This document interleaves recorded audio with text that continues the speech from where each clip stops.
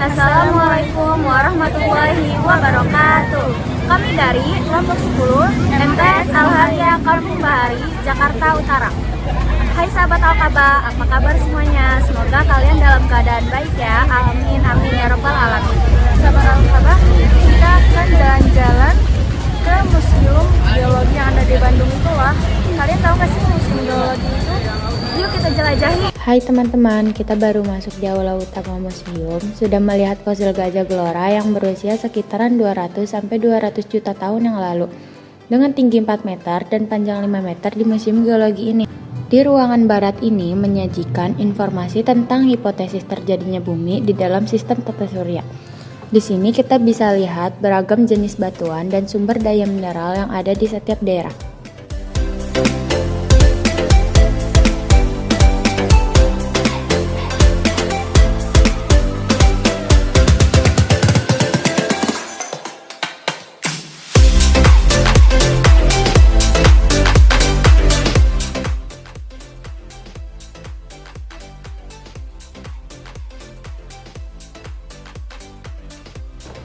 Di lorong menuju lantai atas berisi tentang pertambangan emas terbesar di dunia yang berlokasi di Papua.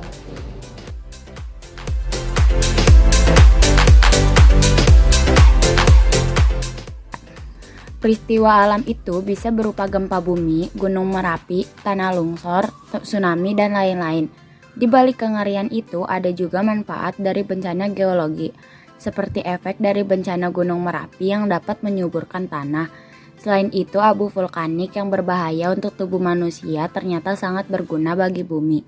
Dan sekarang kita masuk ke sumber daya geologi. Di ruangan ini kita akan mengetahui istilah sumber daya geologi mengacu pada semua unsur padat, gas, dan cair yang berasal dari kerak bumi.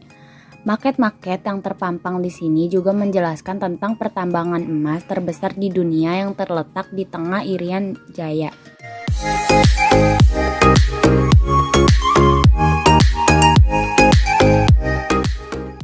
Dan sekarang kita akan ke ruangan timur nih, ruang sejarah kehidupan. Jadi ruang ini menggambarkan sejarah dan perkembangan makhluk hidup yang paling primitif hingga modern.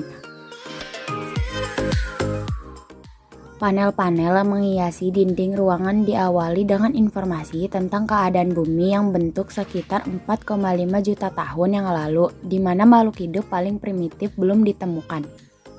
Berdasarkan geologi ada 4 bagian zaman persejarah, yaitu zaman Archean, Paleozoikum, Mesozoikum, dan Neozoikum.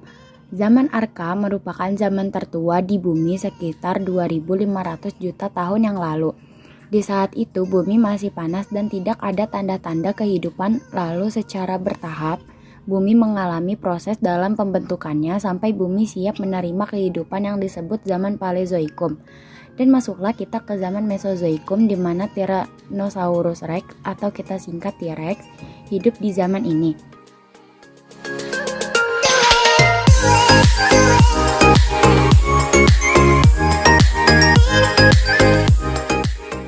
Selanjutnya, bumi makin berkembang dan muncullah binatang mamalia pada zaman ini disebut zaman Neozoikum.